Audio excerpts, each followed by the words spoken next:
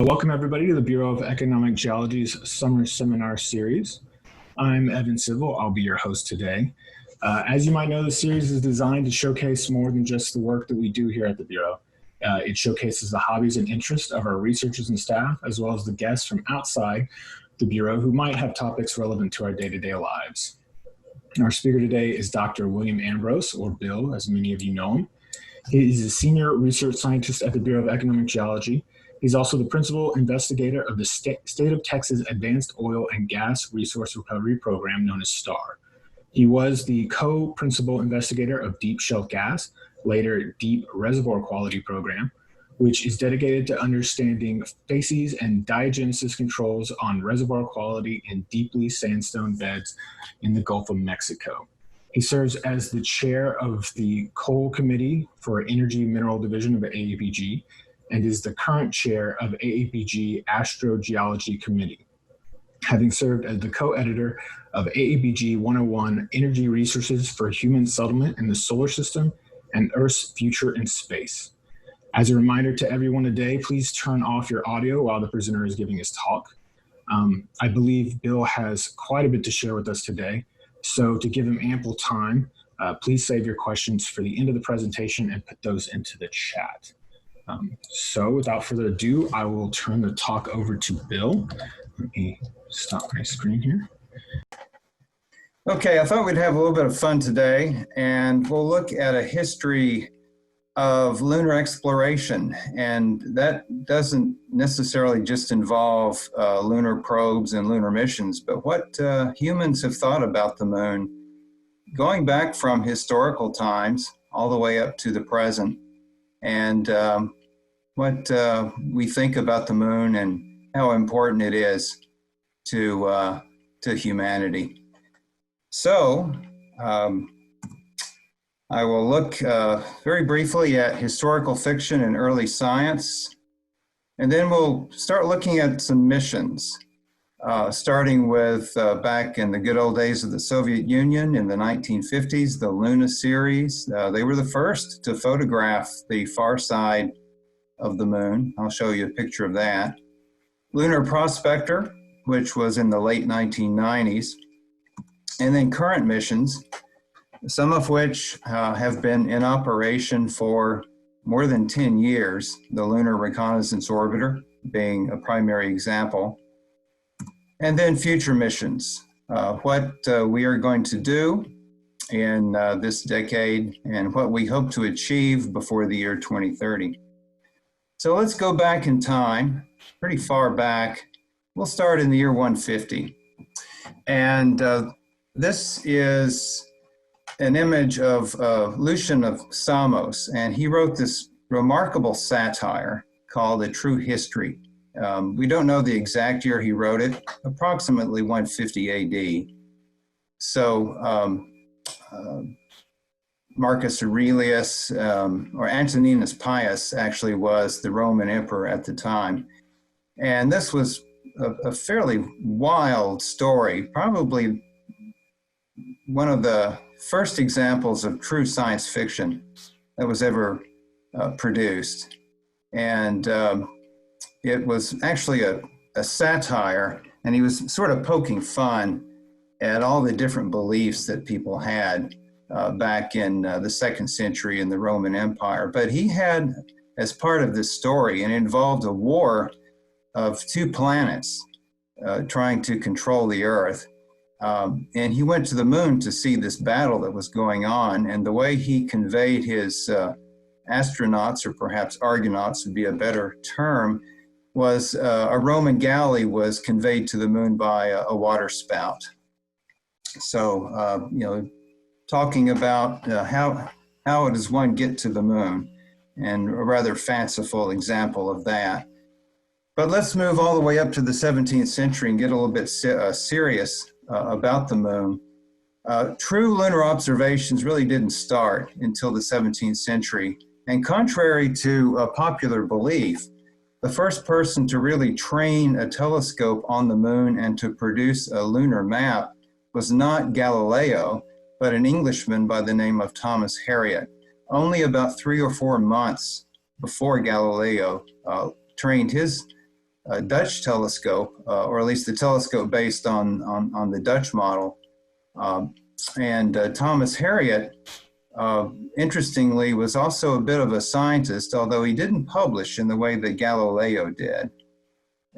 He had this idea that the lunar craters were all created by impacts from meteorites and asteroids, and he absolutely got that right.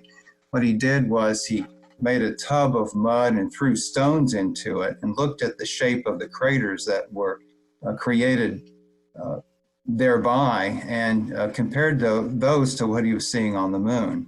And it wasn't until the late 1950s that the work of Gene Shoemaker with the USGS finally locked into place once and for all the idea that the vast majority of the moon craters are created by impacts and not by volcanoes, as was the alternate theory for so many centuries. Here's Galileo, and here's his first drawing of the moon.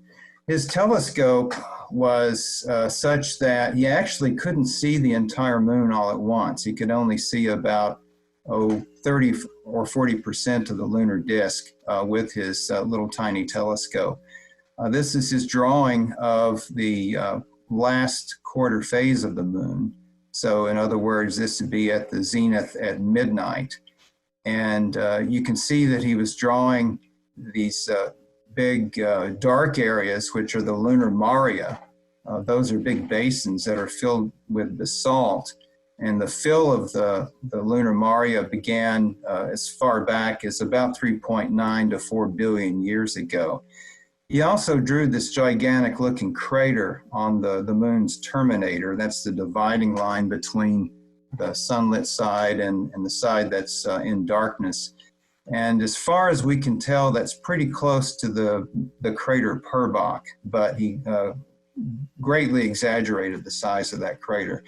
But you can see that he was determining that the moon had a fairly rugged surface. It wasn't smooth and uniform as was thought by many years, because according to what Aristotle had believed, the heavens were perfect and changeless, and any disk of any planet or moon beyond the Earth would be fairly uniform. And so Galileo really stirred things up by showing that there are moon mountains and moon craters, and that indeed the surface was quite rugged.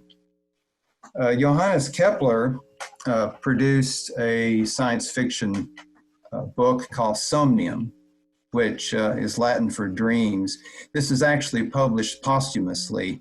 It created a bit of a stir, even though the book wasn't finally published until after he passed away. A lot of people, there were early releases, and he was telling people about the science fiction story. Not really being a mechanical genius, he didn't have a very coherent way of getting himself to the moon. He was sort of the star of his own adventure. And so to get to the moon, he sort of called upon his mother's spells, which got his mother, Katerina Kepler, into a bit of a trouble, because he wrote the early part of this during the 30 Years' War from 1618 to 1648, and that was a very superstitious time. So it wasn't very wise of him to invoke his mother's spells, because Katerina Kepler, his mother, got charged with witchcraft.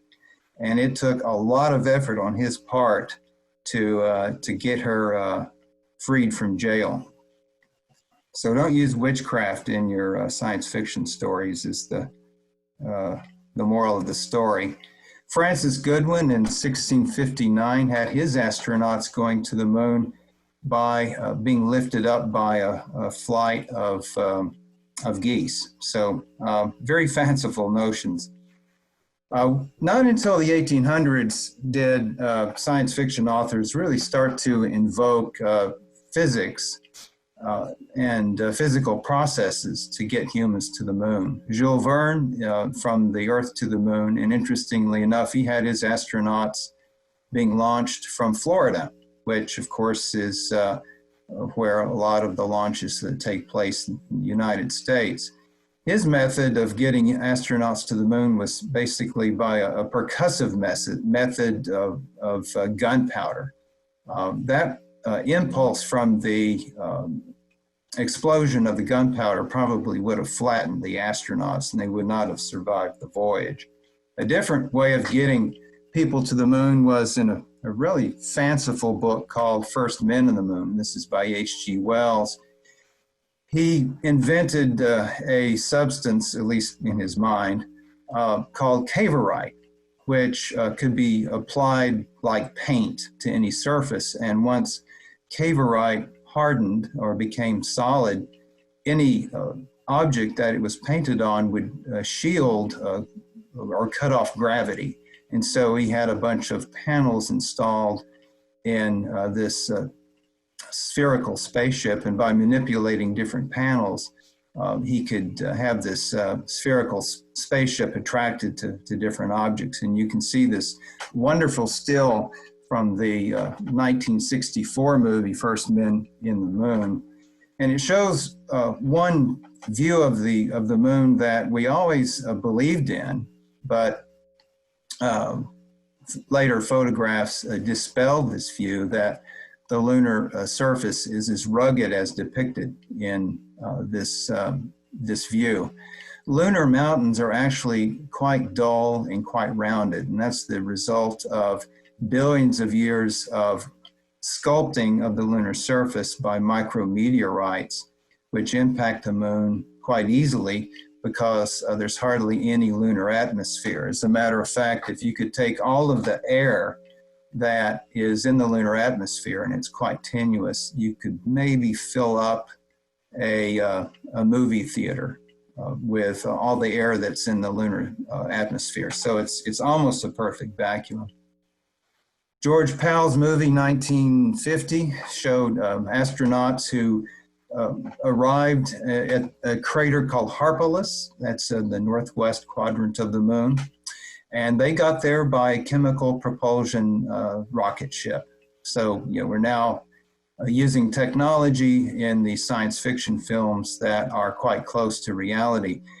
The only major departure from reality in this particular still from the movie is what they're standing on. And I don't know if anybody can see what the big problem here is on the surface of the crater Harpalus, but they are standing on mud cracks, and that implies water. And as we know, the lunar surface just simply cannot support water. Temperature differential, but mainly there's no atmosphere. Any water that would be spilled on the lunar surface would instantly sublimate. So there's a bit of a technical error in that movie.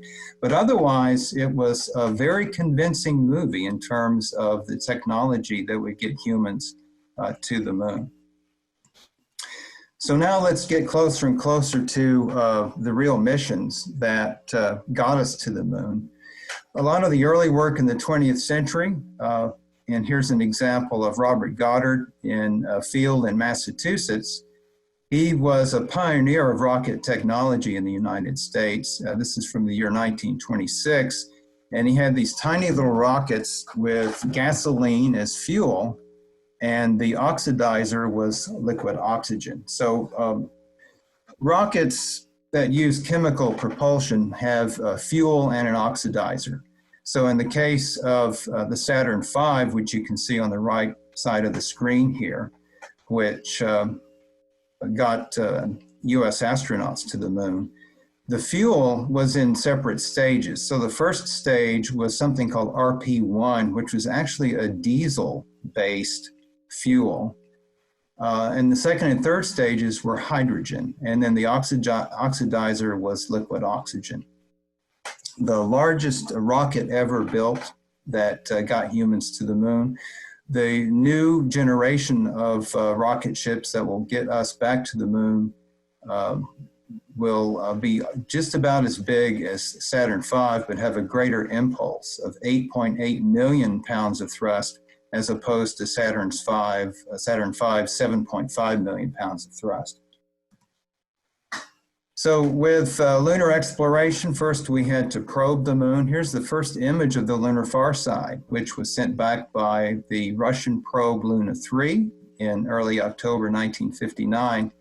And the shocking thing about this photograph is that the far side, and I'm going to add a little curved line here. So everything to the lower left of this dashed line is the near side of the moon. We can see that segment of it, but on the far side, you can see it's somewhat featureless, and there are very few dark spots or the lunar maria.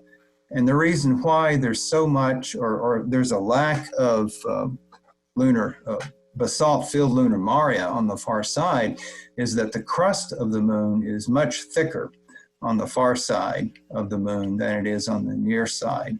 On the far side of the moon, it's 50 to 80 kilometers thick, whereas on the near side, it's on average about 30 kilometers thick. And when the moon had a significant period of lava emplacement on the near side of the moon, the lava or the ascending magma, it was a lot easier for it to break into the lunar surface where the crust was thin. And that's why there's so many dark spots or big basalt-filled basins on the moon. So in preparation for sending humans to the moon, first we had to characterize the lunar surface, we had to photograph it, and we had to send probes there. The first serious attempt in the US space program was something called the Ranger series. And I believe there were at least 9 of them.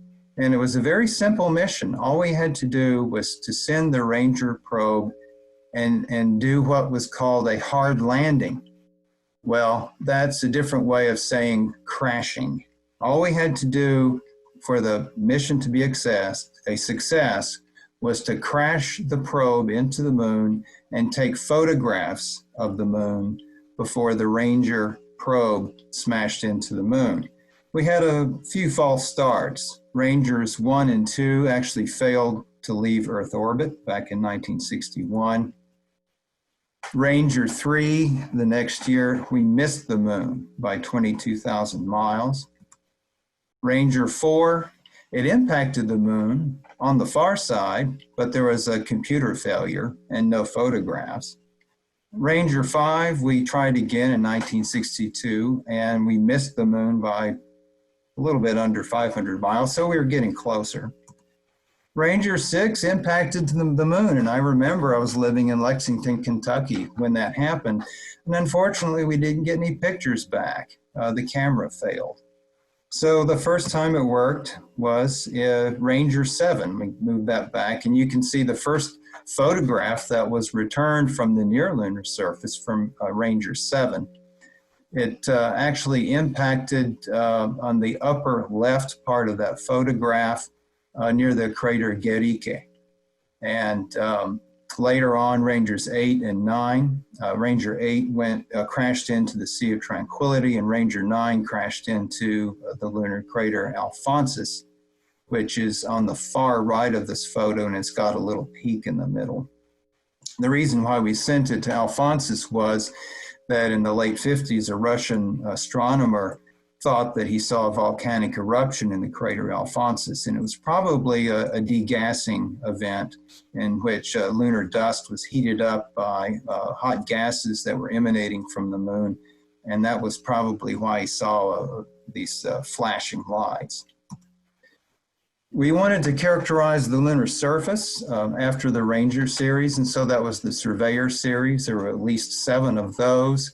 The idea was to have a soft landing on the moon, and virtually all of those were successful. The idea was to test the coherency or the strength of the lunar surface. We didn't really know if the lunar surface would support the weight of astronauts. We were afraid that they might actually sink into an ocean of dust. Well, it turns out that was not the case. The Surveyor pads, and you can see the little circular pads that are supporting the spacecraft were only indented into the lunar surface a few inches. And so the Surveyor missions did show that the the moon's surface was safe and coherent and can support humans traveling on the surface. Here's a photograph of what is inside the crater Tycho. You can see the little inset there where the crater Tycho is located. It's a quite young crater. It's only about 109 million years old. What we're looking at is the rim in the foreground of that's about 13 kilometers away.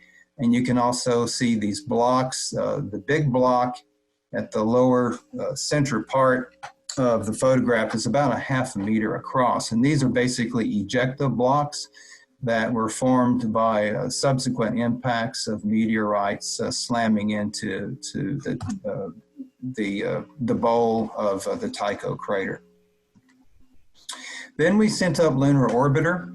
We had at least 4 of those, and the idea of Lunar Orbiter was really bold. It was basically to image as much as we could of the lunar surface, to also look for sites where the first Apollo moon landings would be.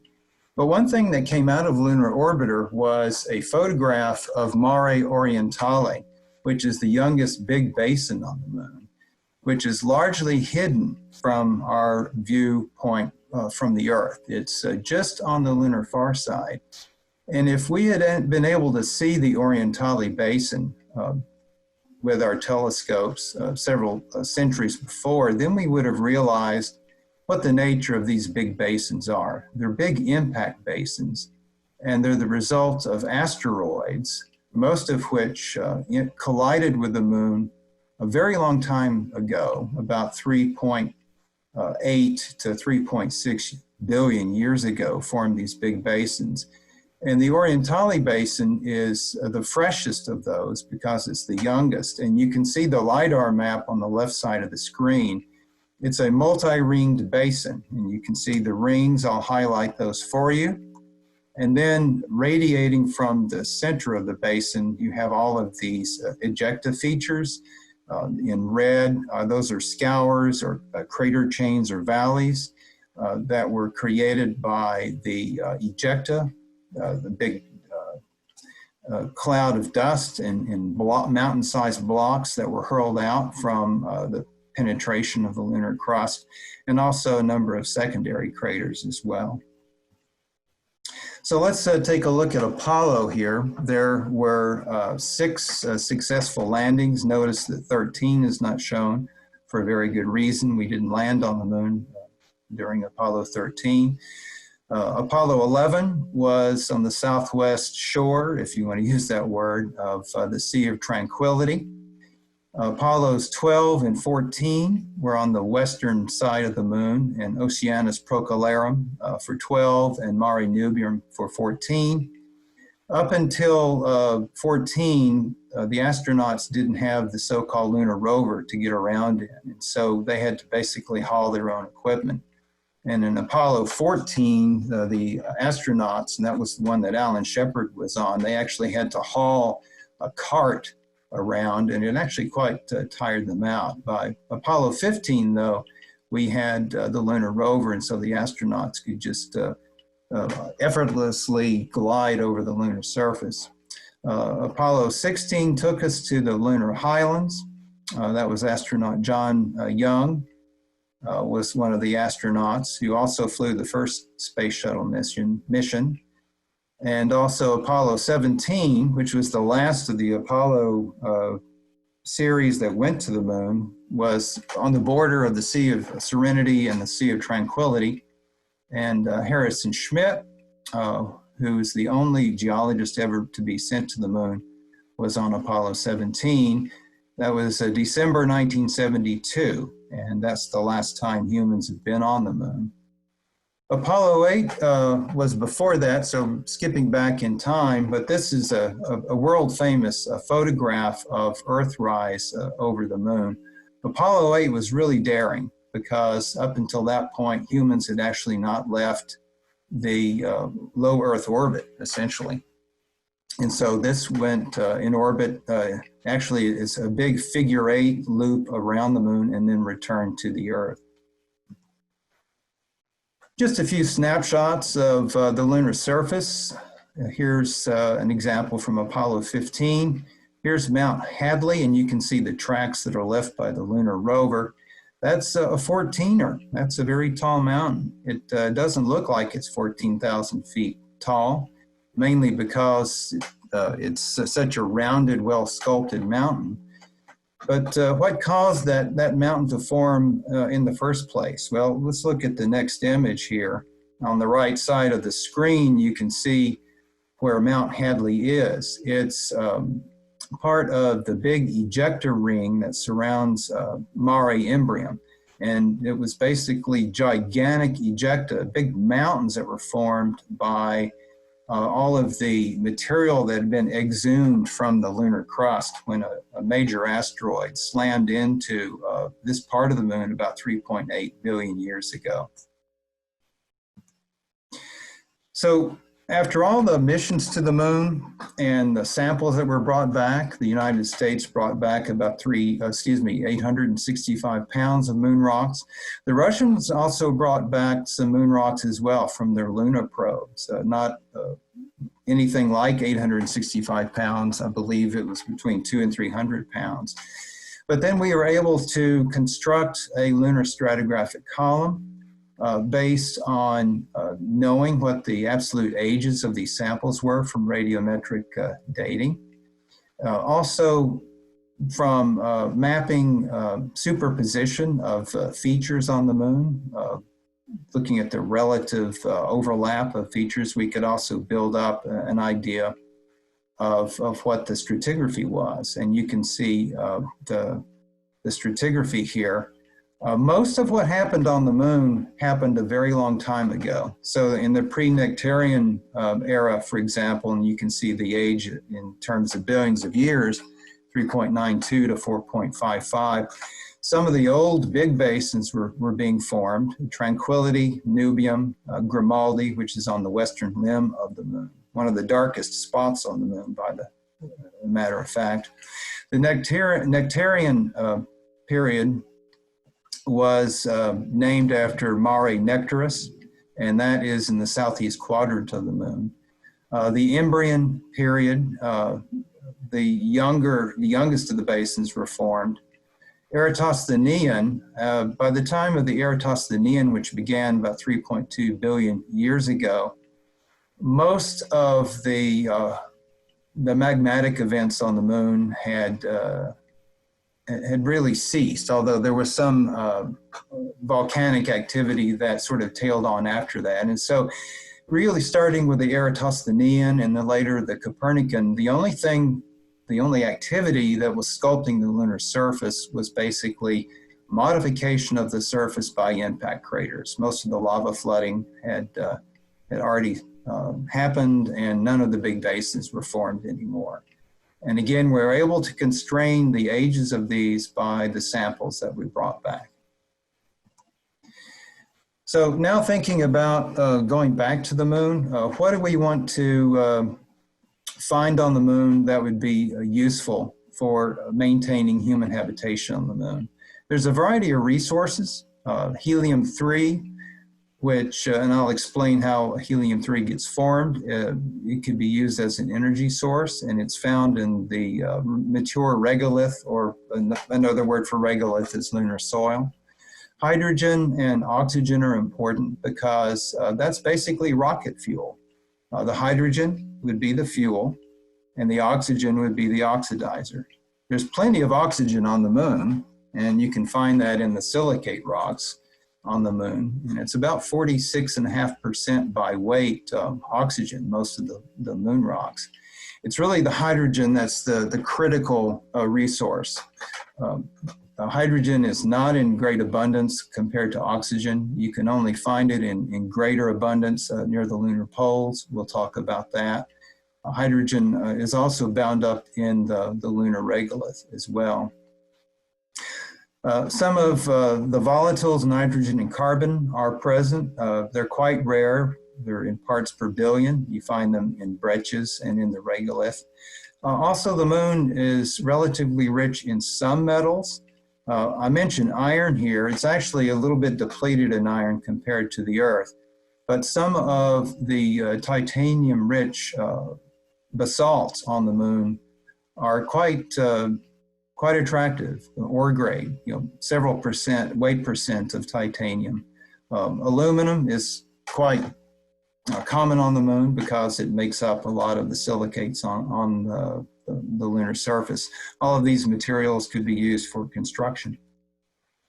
So interest in the moon sort of waned after the last mission that sent humans to the moon in December 1972. And it wasn't until 1994 that we began to notice the moon again. And of all things, a mission by the Department of Defense called Clementine, which was originally designed to go into Earth orbit and use a variety of remote sensing equipment to learn different things about the Earth's atmosphere and the surface of the moon. It turns out that because of the type of scanning instruments that Clementine had, it would have been a violation of the ABM treaty to do the remote sensing that we wanted to do around the Earth. And so the Department of Defense decided, well, let's repurpose the Clementine mission and let's send it to the moon. And we'll apply our various remote sensing techniques to the moon. Part of that was a radar sensing apparatus. And you can see this plot here on the right. Kind of technical here, but when polarized radar beams are sent to a planetary surface, as the moon, if they're polarized in the right sense, they will be bounced back to the probe sort of in a left circular sense. And the ratio between the right circular sense and the left circular sense is called the circular polarization ratio. And in most cases, that's a number that's almost zero, the returns that you get from the right circular sense, polarization sense versus the left polarization sense. Anomalous surfaces, those that have ice, will give you a higher polarization ratio. And in orbit 234, you can see there's a bit of a peak at the phase angle 0. The PSR there stands for permanently shadowed region. In other words, an area over the lunar North Pole. And so getting basically to the story here, that sort of polarization ratio of the returned signal of about 0.5 tells you that either the surface there is incredibly rough or it has something like a material like ice that is bound up in the lunar surface. It doesn't tell you what form of ice it is, if it's sheets at the surface or it's mixed up and ground up, disseminated in the lunar regolith. But a very tantalizing, interesting result, and the Air Force announced quite confidently in 1994 that ice deposits had been found on the moon.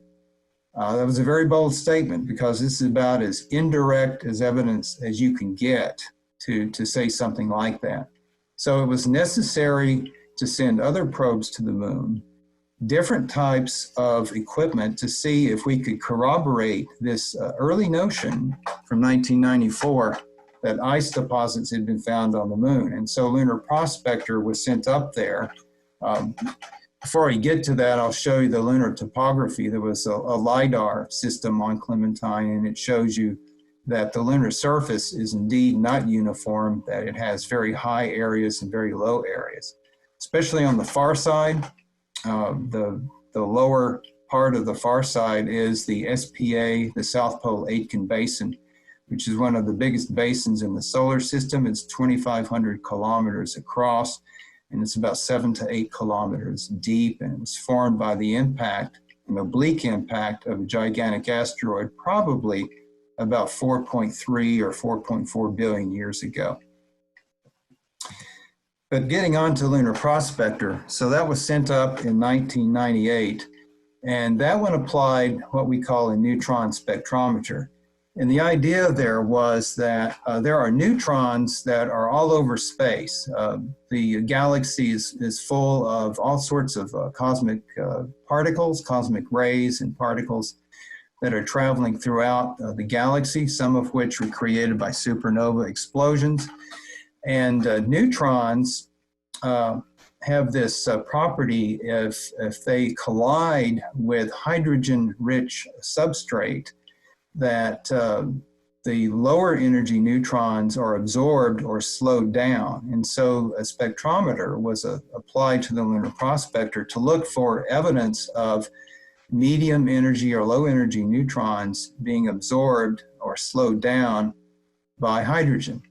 And hydrogen being a component of ice would be something that would do that. And yes, indeed, we saw from the epithermal neutron flux at the South Pole that there was an anomaly of the neutron flux at the South Pole.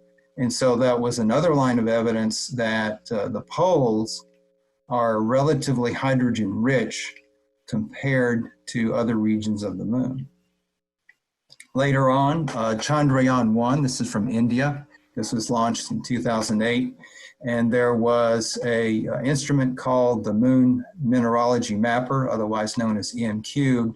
And that mapped what's going on just in the surface of the moon. And so these show mineral abundances just in the upper surface, only the first top meter of the moon. And the blue colors indicate that these are hydrogen-rich areas, both the North Pole and the South Pole. So more pieces of the puzzle are falling into place that tell us that, yes, something's going on at the moon in terms of its hydrogen content. Let me step back from that just a little bit and talk about helium-3.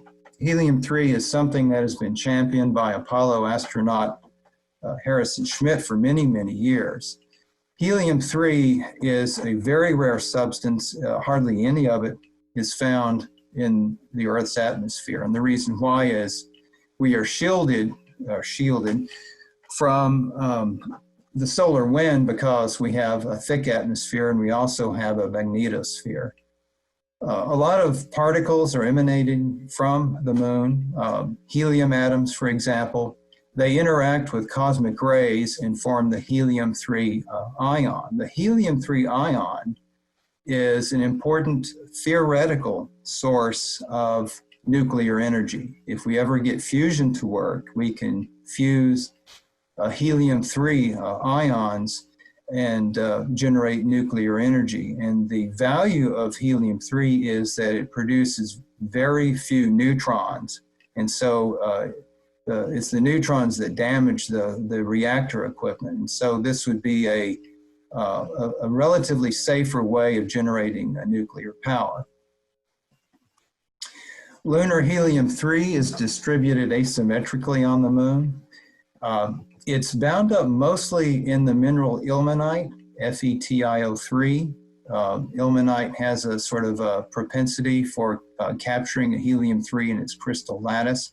And so titanium-rich basalts on the moon have greater abundances of lunar helium-3. And we're only talking about parts per billion. Ore grade helium-3 would be on the order of 80 to 90 parts per billion. But there would be a lot of it. And all you'd have to do is to basically strip mine the lunar surface, basically strip mine the soil, heat up the soil, and liberate the helium-3. You could also do the same process to liberate the hydrogen that's also bound up in the soil. And so here's an artist's depiction of a strip mine on the moon. It's probably a little exaggerated. I don't think you would really need to mine it to such a great depth. I think you could get as much helium-3 as you want by only stripping away, say, the first couple of meters of the lunar surface. Something like this would certainly be visible from the Earth, and it might actually ruin our view of the moon. But again, the moon is somewhat of a dead, airless place. So, perhaps, this is something that wouldn't be too controversial. Getting back again to lunar hydrogen. So why do we believe that there's hydrogen and indeed ice at the lunar poles? The reason why is there are areas at the poles that have been in shadow for at least 3 billion years. The moon has almost no tilt with respect to the sun. It's only about 1.5 degrees. And that means that at the poles, there are areas where the sun simply has not illuminated the deep part of craters for probably at least 3 billion years. And so these are areas which are in shadow, which are cold, very cold. As a matter of fact, only a few degrees above absolute zero. We're talking about, say, 430 degrees, minus 430 degrees Fahrenheit, for example, only a few degrees Kelvin. So if there have been any impacts on the lunar surface that produced water-rich ejecta or volatile-rich ejecta like ammonia or water, a lot of the ejecta would fall back to the lunar surface and would not be preserved because the heat at the surface would sublimate it. You just wouldn't be stable in the near vacuum and the temperature, the high temperatures during the day on the lunar surface. But if any of these ejecta fell back into a deep crater, a permanently shadowed crater near the poles, then any of that material would just be trapped there and it would just stay there. So the late Paul Spudis, he passed away a couple of years ago, believes that at a minimum at each pole, there's at least 100 million metric tons of ice, probably disseminated in the lunar soil at each pole. That would be enough material to launch a space shuttle just about every day for over 2,000 years. And so that's an incredible resource. And here's a view of what it looks like, very close to the moon's south pole. And you can see that there's a pervasive amount of shadows in many areas where the sun just simply is not illuminating the lunar surface. So right now we have a probe called LRO, Lunar Reconnaissance Orbiter, that was launched, as you can see, in June 2009. It's still in polar orbit around the moon, and it has several objectives: to create a comprehensive lunar atlas, to map the resources for human settlement, to map surface features, detect and map polar ice with additional type of equipment, study the lunar radiation environment, and then map and select landing sites for our eventual return to the moon. One of the objects, or one of the means of corroborating what we already know from the radar returns and also from the neutron spectroscopy, was something called LCROSS, and that stands for Lunar Crater Observation and Sensing Satellite. The upper stage of the Centaur rocket that got the LRO probe up there was deliberately slammed into a crater near the South Pole at a very high impact of about 9,000 kilometers an hour. And the idea was to create a big ejecta plume and look at the interaction of that plume with solar radiation to indirectly detect lunar volatiles like hydrogen, hydroxyl ions, things like that.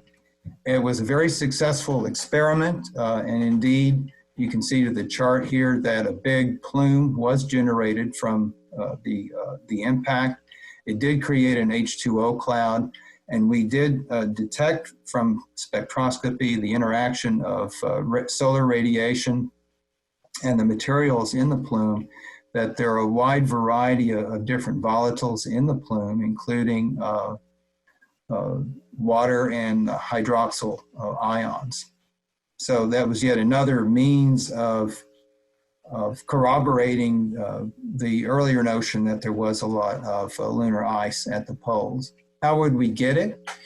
Well, these are cold traps, very cold surfaces, and so we need to heat up the soil and liberate it, the material that way. You could build what they call heliostats, which are basically big mirrors that would reflect the sun's light.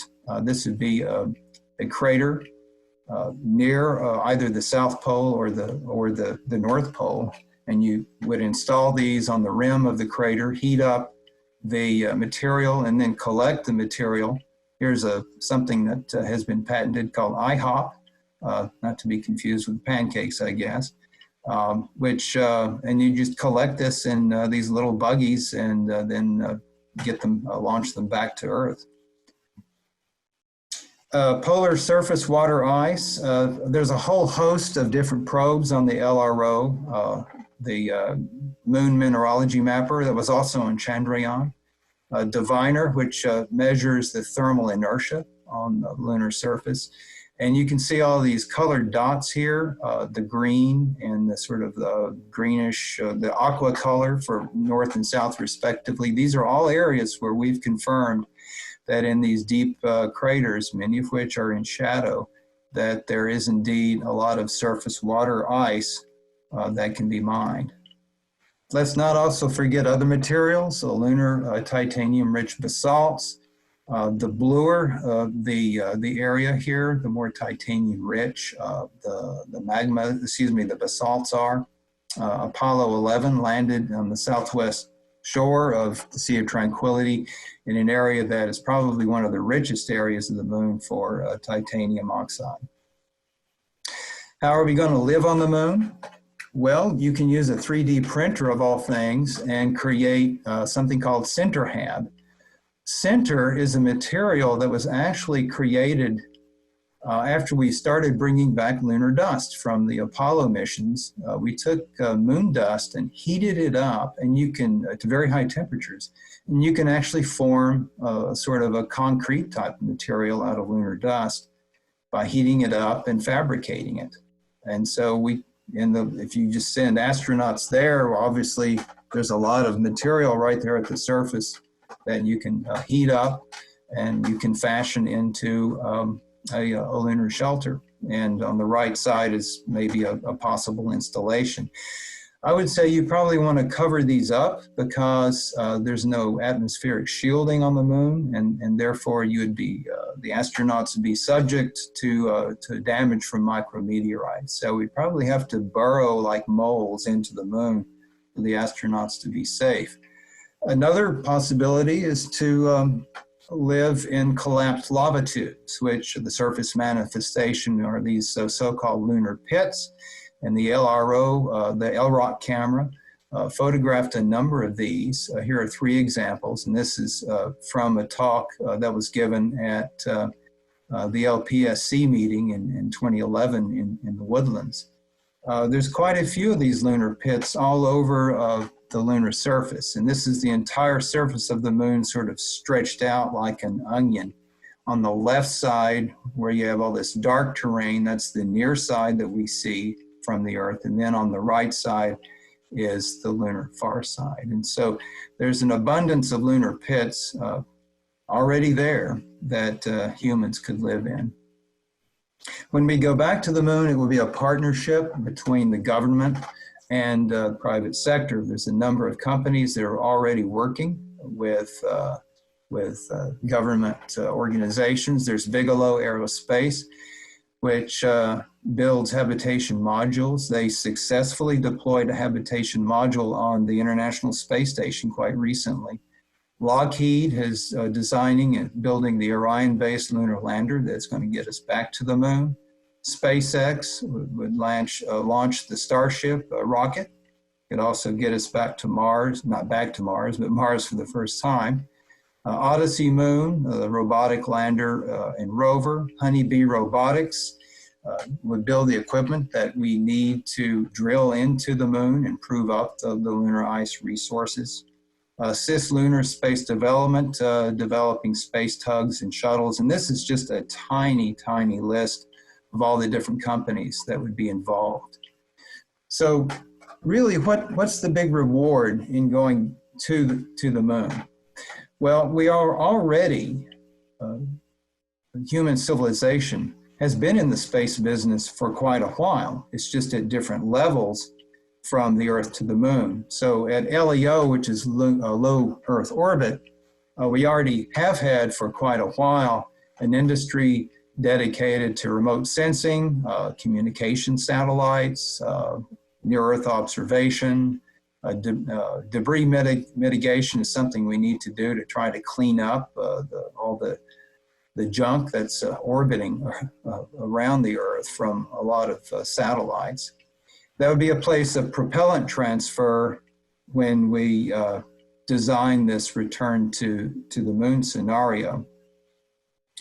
So it takes 8 kilometers per second of delta V, that's a change of velocity, to get to a low Earth orbit from the Earth. That's quite a lot of energy, but only 6.3 kilometers per second of delta V to get from LEO to the moon. There are other parts of this whole architecture here that have economic potential, and some of which we are already realizing. We have satellites in geosynchronous orbit. That's 22,300 miles from the Earth up to that point. Weather satellites, for example, many of which were up there in the early 60s, offer sort of a permanent station where you can look at one part of the Earth and just keep on monitoring the Earth and photographing it and sensing it as long as you want. L1 and L2, these are Lagrangian points. These are areas or places where the gravity between the Earth and the moon in any particular object there is roughly the same. And so these are sort of relatively stable places where you can park an installation, and it would take very little energy to keep it there. You sort of keep it parked there. These are stable areas. So the L1, Lagrangian point L1, could be a fuel depot, a communication link between the Earth and the moon, lunar observations and repair stations. Whereas at the moon itself, you can, from low lunar orbit, you could mine, bring material up to a fuel depot, manufacture materials, habitation, and solar power installations. This chart here shows that it takes an incredible amount of energy to get material from the Earth to the moon. So for example, the cost from the Earth to the moon of, let's say, just conveying water to a low Earth orbit, you can see that the resource cost per kilogram is less than $5. But let's say we wanted to take that water all the way from the Earth to the moon. You can see that the height of the blue column there is much greater than it is from the Earth to LEO. So the idea is, let's manufacture our own water or rocket propellant right there on the moon, so that we don't have to basically incur the costs of getting out of the gravity well of the Earth. Let's look at some of the current missions and future missions. Here's the Chang'e 4. This is the China program, which is dedicated to exploring the moon. Chang'e is essentially the name of the Chinese goddess of the moon. Chang'e 4 is interesting because it has a rover on the lunar far side. Future missions, there will be at least 4 more. And you can see quite soon, Chang'e 5 will have a near side sample return. Chang'e 6, far side sample return. And then followed by survey missions, and then finally the technologies that will be needed to test design moon bases. As far as the United States goes, and we're just about running out of time here, so I've got about 3 or 4 more slides. Project Artemis is the name that is given to the return to the moon, the United States. Artemis was the twin sister of Apollo, the goddess of the moon. So we have our own goddess of the moon. We are going to use a big space launch system. You can see a depiction of that on the left side. It has solid rocket boosters on the margin. Not quite as tall as the Saturn V, just about the same height of the Saturn V. but much more thrust, 8.8 million pounds of thrust as opposed to 7.5 million pounds of thrust from the Saturn V. The system will be the Orion spacecraft. We can launch 4 astronauts in the space launch system. This is what the future version of the LEM will look like. This is by a Blue Origin company. And I believe we'll have 3 astronauts down there instead of 2, as we used to in the Apollo system. So my last slide here is a timetable of returning to the moon. It's going to happen, if things go according to plan, it's going to happen sooner than you think. In 2021, so that's next year, we are going to have an uncrewed space launch system in low Earth orbit. We're going to test the whole system out. We will have a crewed test flight in 2022 or 2023. And then we hope by the year 2024, that's only 4 years away, folks, we are planning to land humans back at the South Pole. We will design something called Gateway, which is in low lunar orbit and shuttling astronauts back and forth from low lunar orbit to the lunar surface.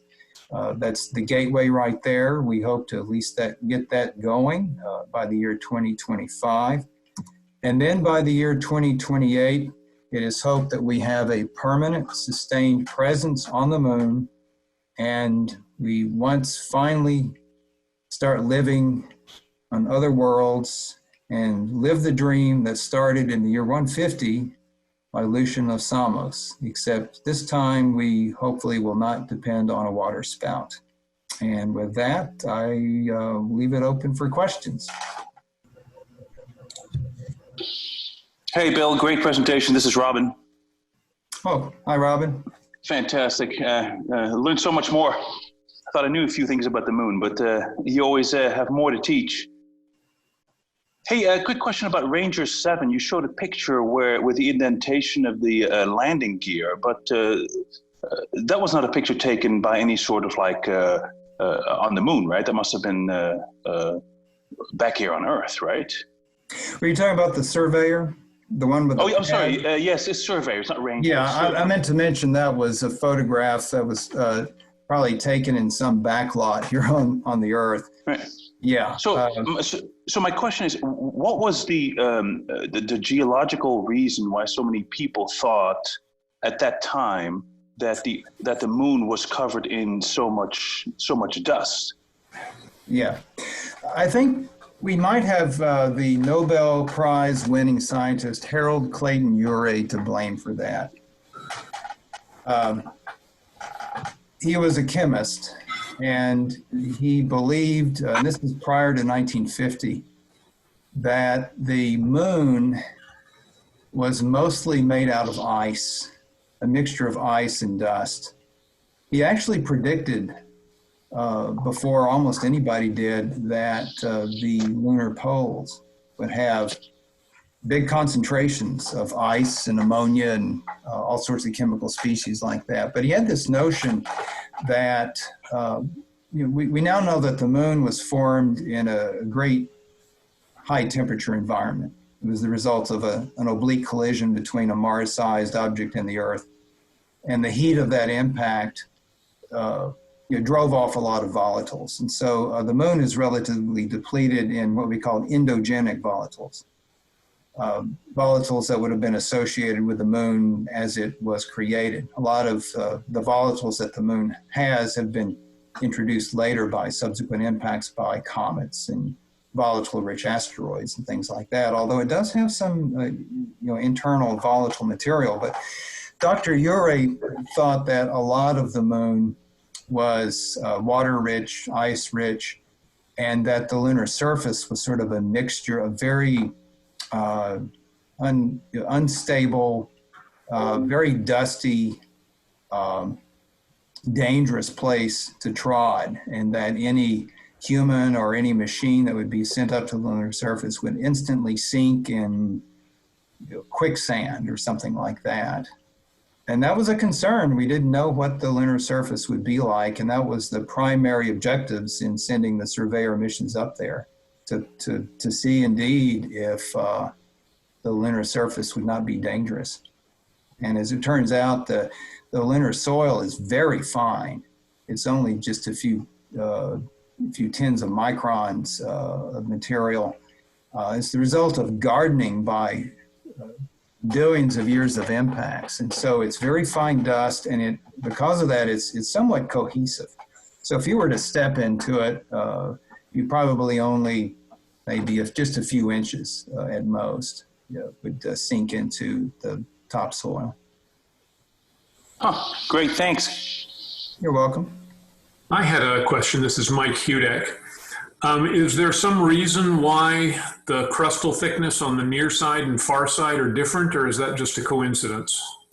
No, I think it has something to do with the Earth-Moon dynamics. The Moon very early got tidally locked around the Earth. And I think the dynamics of that sort of fostered sort of a lopsided distribution of material in the Moon. Okay, thanks. Yep. And yes, to respond to Sean Gulick's question, I'd be happy to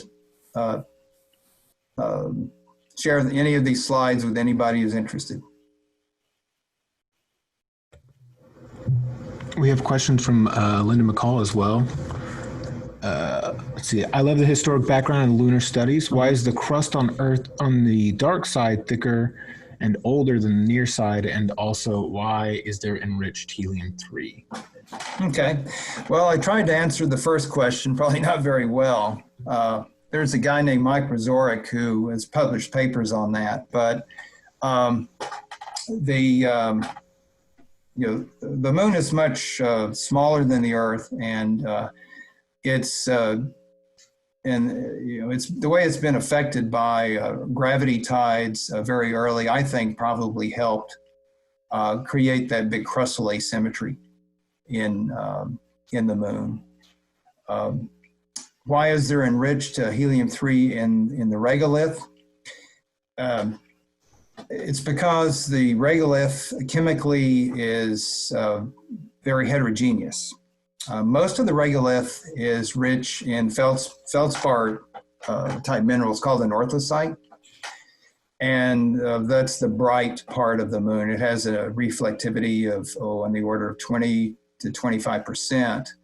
The basalts that fill these big lunar basins have a reflectivity of, maybe 5 or 6%. The overall albedo or reflectivity of the Moon is only about 12 or 13%. But even in the basalts, there are big differences in the chemical composition of the basalts. Some are iron rich, some are titanium rich. And the titanium rich basalts, they have an affinity for trapping the helium-3 that's part of the solar wind that comes out of the sun. In other words, there's no atmosphere on the Moon to shield the lunar surface from constantly being bombarded by protons, neutrons, ions of all sorts, and helium-3 ions. And so the helium-3 is basically, when it impacted into the lunar surface in some of these titanium-rich basalts, it got trapped in their crystal lattice, and so it's relatively richer there. But helium-3 is all over the lunar surface. It just happens to be a little bit more enriched in these titanium-rich basalts, and it's all relative. Ore grade helium-3 is only on the order of, say, 50 to 70, maybe in some cases 80 or 90 parts per billion. The typical helium-3 concentration might be less than 10 parts per billion. And so you'd probably want to mine the helium-3 where it's relatively rich, which would be the Sea of Tranquility, some of the titanium-rich basalts in Oceanus Procellarum, which is that big dark part of the Moon on the left side of the Moon as we look at the lunar surface.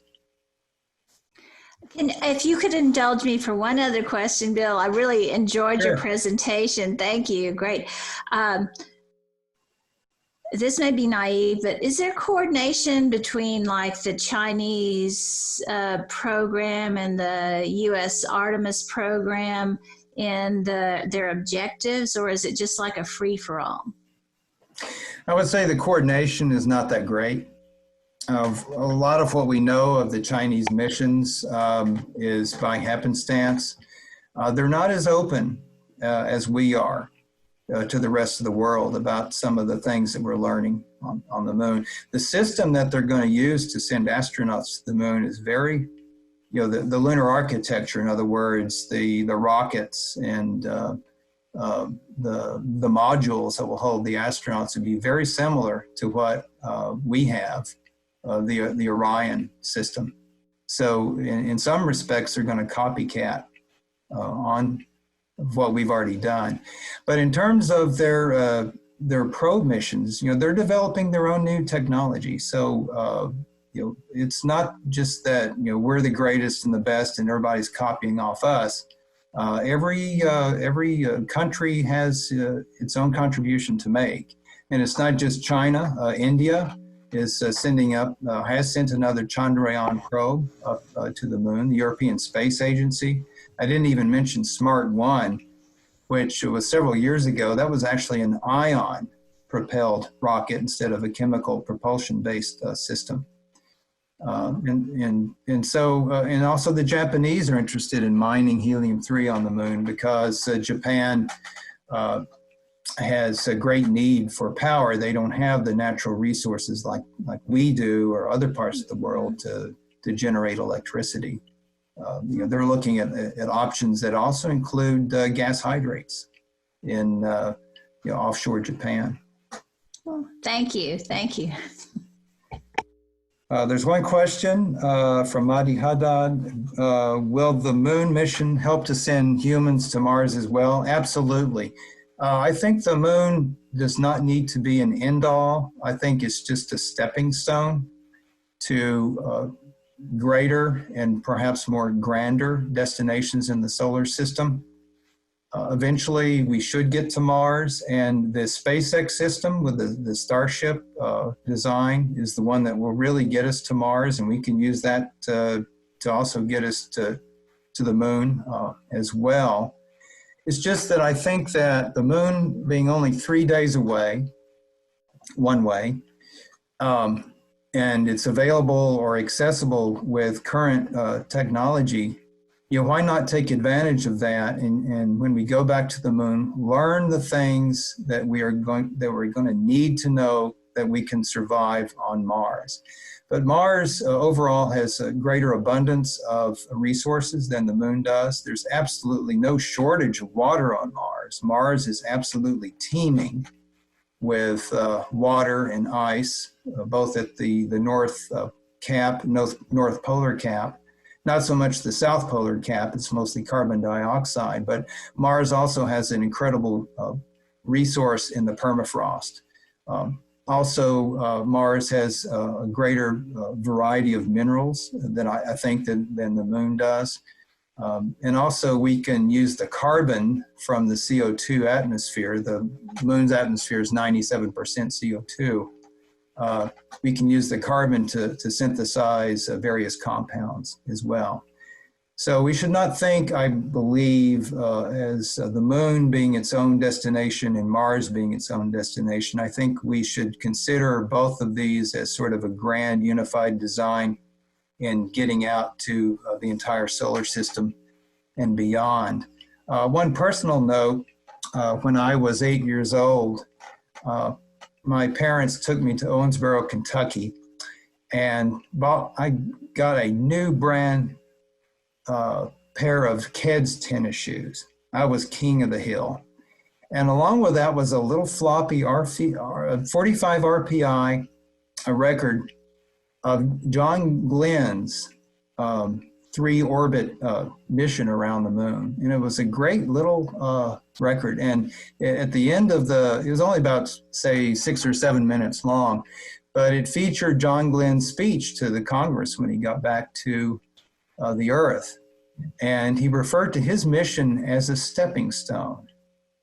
And then the narrator says, stepping stones to where? To infinity? And I think that's what we should see this as in context. The moon is an important target for us, but we should see it in the greater scheme of things, where we ultimately go, never stop exploring, stepping stones to infinity. Okay, that was my little soapbox. I love it. I love it. All right. Well, thank you, Bill. I think that's the questions we have. So thank you very much for your time. Oh, my pleasure. It was great. Thank you. You're welcome. Never stop exploring. Never stop exploring. All right. Thank you, everybody, for coming today. And thank you, Bill, again. You guys have a good weekend. Thanks, Bill. Quite welcome.